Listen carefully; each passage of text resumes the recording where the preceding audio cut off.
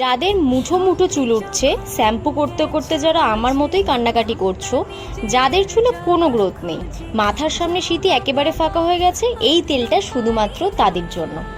নিশ্চয়ই অনেক কিছু এতদিনে ট্রাই করে ফেলেছো, শেষবারের মতন এই তেলটা একবার ঘরে বানিয়ে ট্রাই করে দেখো।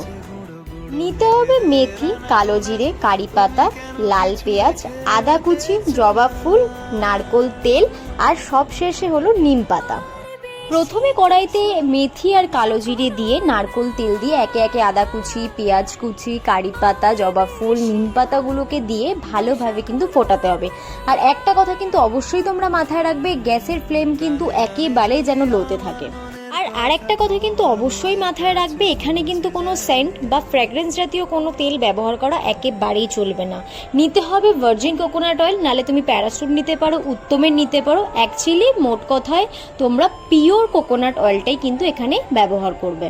সবার প্রথমে চুলটাকে কিন্তু ভালোভাবে আগে আঁচড়ে জটগুলোকে ছাড়িয়ে নিতে হবে, না হলে যতই তোমরা তেলটা ইউজ করবে তত কিন্তু হেয়ার ফল আরও হতে থাকবে। তেলটাকে অবশ্যই তোমরা ছেঁকে নেবে, আমি ওই পার্টটা স্কিপ করে গেছি, ভিডিও নিয়ে উঠতে পারিনি। তারপরে মাথায় সিঁথি করে বিলি কেটে কেটে কিন্তু ভালোভাবে সার্কুলার মোশনে পুরো তেলটা মাথার মধ্যে দিয়ে ফেলতে হবে।